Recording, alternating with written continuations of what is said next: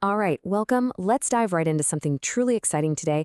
We're going to break down the easy, step-by-step cooking techniques for mastering an absolute Thai classic right in your own kitchen.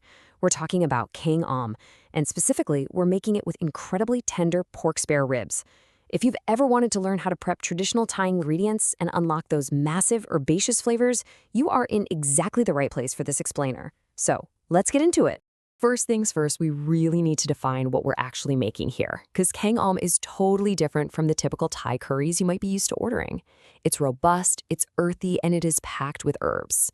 But the biggest takeaway, there is absolutely zero coconut milk in this dish. No way. Instead of a heavy, sweet coconut broth, we're building this deeply savory, aromatic soup base that lets all those fresh herbs and spices totally steal the show.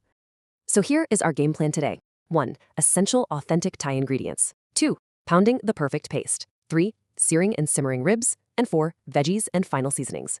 Let's kick things off with section 1. Essential authentic Thai ingredients. Starting right off with our protein. Now, traditionally, Kaeng Om uses pork spare ribs that have a good, hearty amount of cartilage and fat.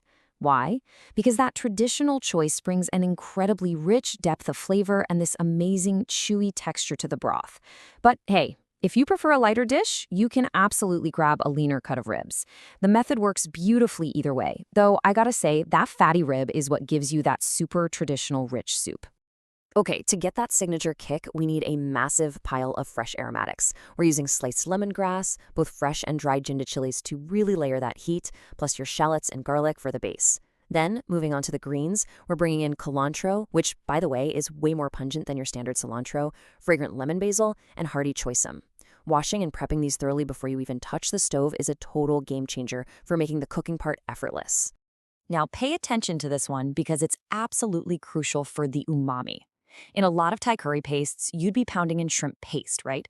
But for Kaeng Om, we are relying completely on bottled fermented fish sauce. It's basically our secret weapon.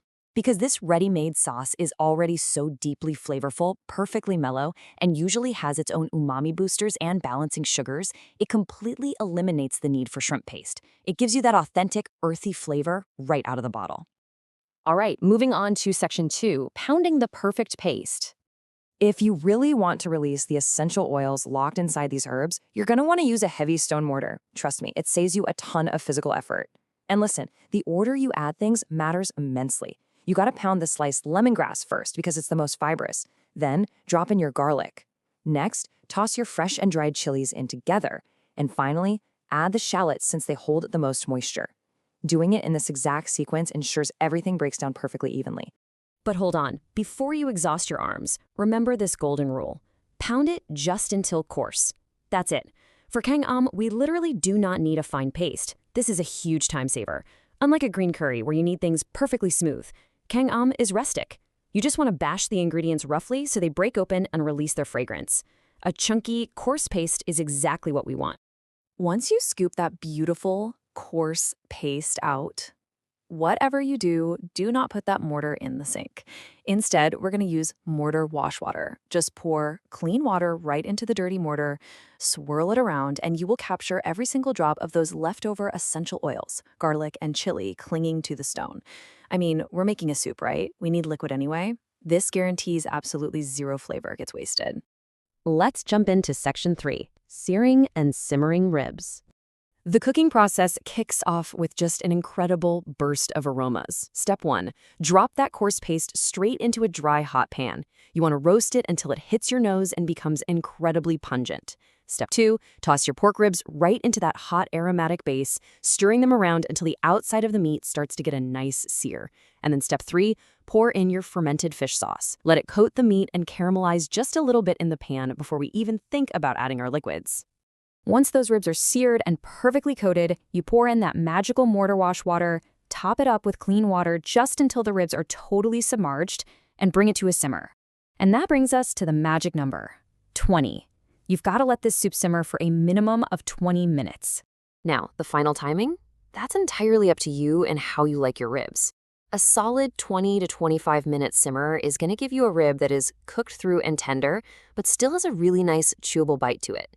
But if you're someone who craves that fall off the bone, literally melts in your mouth texture, Just keep it simmering. Just let it bubble away until it hits your perfect sweet spot of tenderness. Almost done. Section 4, veggies and final seasonings. Okay, time to bring in the hearty veggies. Drop your large-cut Choy Sum right into the pot.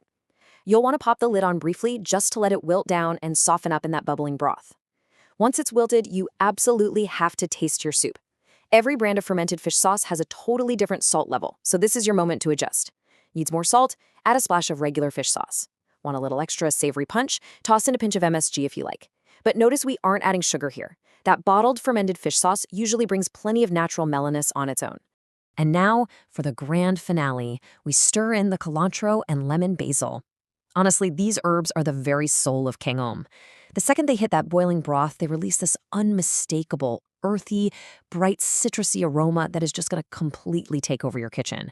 It's amazing. But hey, quick, highly practical food safety tip for you.